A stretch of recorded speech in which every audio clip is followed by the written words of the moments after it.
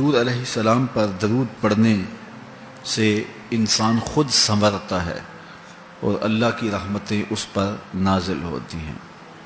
علماء نے لکھا ہے کہ درود اللہ کی بارگاہ میں ایک دعا ہے جو اللہ کی بارگاہ میں عرض کی جاتی ہے، اے اللہ نبی رحمت صلی اللہ علیہ وآلہ وسلم پر رحمتوں کا نزول کر۔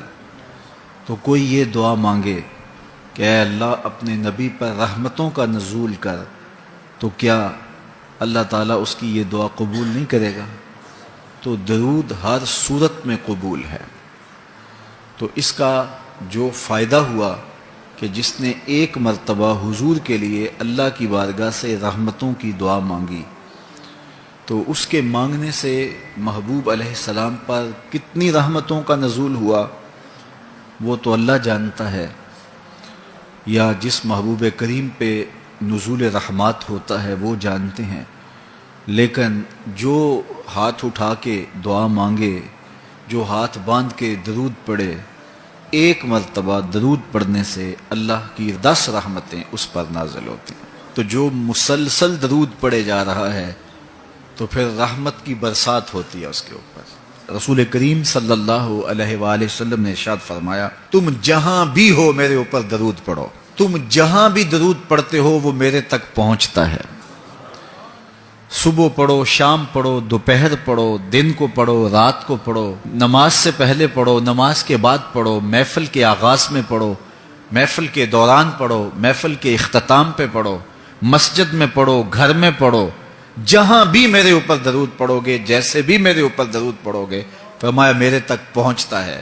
ہر شخص یہ چاہتا ہے کہ میں حضور کی قربت پاؤں، حضور کا قرب مجھے ملے، اور اگر کسی کے سینے میں یہ آرزو نہیں ہے تو اس کے سینے میں دھڑکنے والا دل کسی مومن کا دل ہی نہیں ہے۔ یہ میری بھی آرزو ہے، گناہ گار ہونے کے باوجود آرزو ہے، آپ کی بھی آرزو ہے، آرزو تو کی جا سکتی ہے، چونکہ کرم ہوتے دیر نہیں لگتی، وہ جس پہ چاہے کرم فرمائے۔ تو اگر قربت حاصل کرنی ہے تو پھر اس کا طریقہ کیا ہے؟ رسول کریم صلی اللہ علیہ وآلہ وسلم نے ارشاد فرمایا، قیامت کے دن میرے سب سے نیڑے وہ ہوگا جو سب سے زیادہ میرے اوپر درود پڑتا ہے۔ تو جتنا درود حضور پہ زیادہ پڑھو گے، قیامت کے دن اس قدر حضور کی قربت نصیب ہوگی، اور حضور کی چادر رحمت کی ٹھنڈی چھاؤں ملے گی، جام کوثر نصیب ہوں گے، اور جہاں حضور ہوں گے وہاں قیامت کے دن کی سختیاں نہیں ہوں گی، وہاں دامن محبوب کی ٹھنڈی ہوائیں ہوں گی۔ تو حضور علیہ السلام پر کثرت سے درود پڑھنا یقیناً یہ دکھوں کو دور کرنے کا علاج ہے، اور یہ دنیا آخرت کی بہتریوں کی ضمانت ہے۔ حضرت ابو ہریرہ رضی اللہ تعالیٰ عنہ سے روایت ہے جو امام ابو داود نے اپنی سند سے روایت کی ہے۔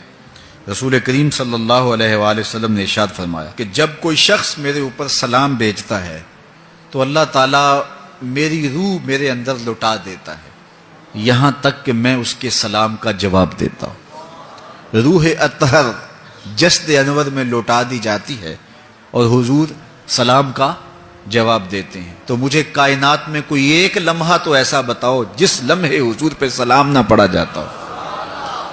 وہاں روضہ رسول پہ چلے جائیں تو وہاں لمحہ لمحہ سلام کے گجرے ہیں، کائنات کے جس گوشے میں چلے جائیں درود و سلام کے جو ہیں وہ گجرے ہیں۔